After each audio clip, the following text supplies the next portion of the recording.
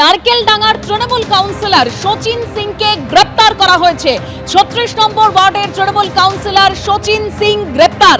তৃণমূল কাউন্সিলরের বিরুদ্ধে একাধিক অভিযোগ সামনে এসেছে। এবার নারকেলডাঙ্গার তৃণমূল কাউন্সিলর শচীন সিংকে গ্রেপ্তার করা হয়েছে। ঠিক কি অভিযোগ রয়েছে এই তৃণমূল কাউন্সিলরের বিরুদ্ধে? সরাসরি আবির দত্ত আমাদের প্রতিনিধি রয়েছেন। আবির, দেখো, কলকাতা পুরসভা ৩৬ নম্বর ওয়ার্ডের কাউন্সিলর শচীন সিং গ্রেপ্তার করা হলো তাকে, এবং তাকে গ্রেপ্তার করলো কলকাতা পুলিশ এবং নারকেলডাঙ্গা থানাতে আজকে তাকে নিয়ে আসা হয়। তার কারণ আজকে সকাল থেকে দফায় দফায় তার বাড়ির সামনে বিক্ষোভ হয় এবং ডিম ছোড়া পর্যন্ত হয়, এবং সেখানে এই যে বিক্ষোভ হয় মূলত দুটি কারণে। প্রথম, শচীন সিংয়ের বিরুদ্ধে তোলাবাজি সহ একাধিক জায়গা দখলের অভিযোগ রয়েছে।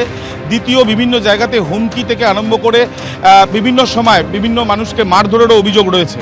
এবং এই যে একাধিক অভিযোগ দিনের পর দিন তার বিরুদ্ধে পড়েছে, এবং তারপর যেটা অভিযোগ হচ্ছে যে এরকম দুটি এফআইআর এমন রয়েছে যে এফআইআরে কিন্তু তার সে অ্যান্টিসিপেটরি বেলও আগে থেকে নেয়নি, এবং পরবর্তীকালে আদালতেও কিন্তু তাকে নিয়ে যাওয়া হয়নি বা গ্রেপ্তার করা হয়নি।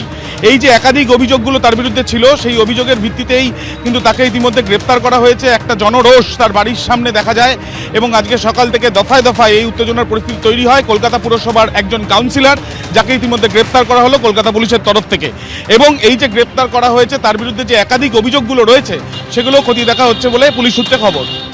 ধন্যবাদ আবির।